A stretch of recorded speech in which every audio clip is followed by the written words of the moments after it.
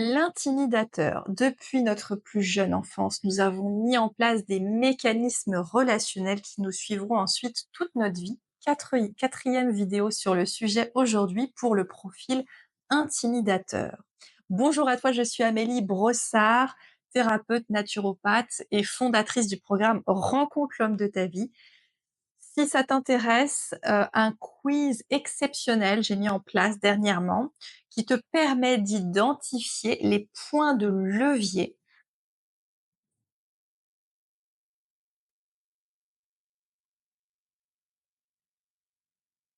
L'intimidateur, quatrième vidéo sur le sujet. Depuis notre plus jeune enfance, nous mettons en place des mécanismes relationnels qui nous suivront ensuite toute notre vie.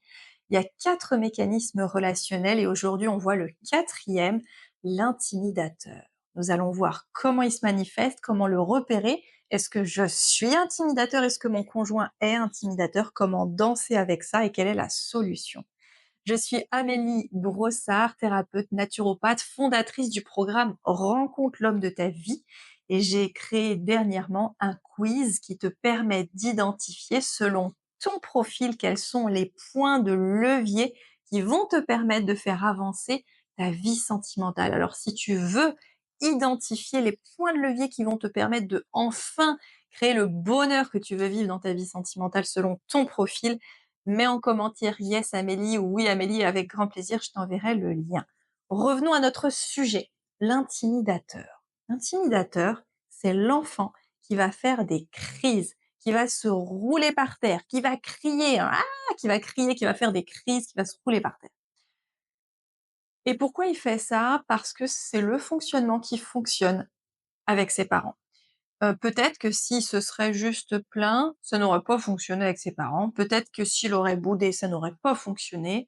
Par contre, quand il fait des crises, ça fonctionne. Donc, eh ben, naturellement, il va opter pour ce mode de fonctionnement. Et évidemment, ça va ensuite donner un adulte. Un adulte intimidateur, c'est un adulte qui va s'imposer par la force. Donc qui va pouvoir crier et qui va impressionner et qui va s'imposer par la force. Ça risque de créer des relations, dans la tension, dans la pression, voilà, une tension, voilà. Le comportement à adopter. Donc évidemment, est-ce que la question à se poser, c'est: «Est-ce que je suis comme ça? Est-ce que j'ai tendance finalement à m'imposer un peu en intimidant, d'une manière ou d'une autre?» Est-ce que la personne avec qui je vis a tendance à faire ça, à pouvoir s'imposer comme ça en tentant d'intimider ou en haussant le ton? Hem, voilà, c'est la question à se poser. Quel comportement adopter quand on vit avec un intimidateur? C'est surtout garder confiance, assurance et calme. Surtout pas rentrer dans son jeu, jamais, pas du tout. Donc, surtout ne pas rentrer dans le jeu, dans le sens je me soumets, mais pas non plus rentrer dans son jeu dans le sens: «Oh, c'est moi qui vais dominer plus fort et je vais, je sais pas moi, crier plus fort» ou je ne sais quoi d'autre encore. Non, ni dans un sens ni dans l'autre. Ce qui va permettre de garder un équilibre avec un intimidateur, c'est juste de garder une sérénité, un calme et de le regarder droit dans les yeux avec aucune, dualité, mais juste une grande sérénité, une confiance et un calme. Si je fais ça, eh bien, le comportement d'intimidateur ne fonctionne pas avec moi et donc rapidement, ça va s'apaiser dans ma relation, le comportement ne va plus avoir lieu puisque ça ne fonctionne pas. Évidemment, ça peut être puisant quand les 2 personnes dans le couple s'intéressent à ça et que les 2 personnes ont envie de mettre de la conscience là-dessus, c'est encore plus facile parce qu'on a conscience de notre propre fonctionnement et lorsqu'on a un fonctionnement et qu'on commence à rentrer dedans, on peut avoir la capacité à se dire: je suis en train de rentrer dans mon mécanisme comportemental, c'est pas la meilleure façon là tout de suite d'agir donc je vais conscientiser tout ça, puis je vais un petit peu apaiser tout ça. Si mon conjoint fait pareil, beh, c'est encore plus facile, mais bonne nouvelle, nous n'avons pas forcément besoin que notre conjoint s'y intéresse pour pouvoir naturellement comprendre la dynamique de notre relation et l'apaiser. OK? Donc simplement prendre conscience du fonctionnement de mon conjoint et du mien et surtout ne pas rentrer dedans. Ne pas rentrer dedans, rester complètement stoïque, c'est peut-être pas le mot, mais sereine. Voilà, ça n'a aucun effet, sur moi, je reste calme et confiante.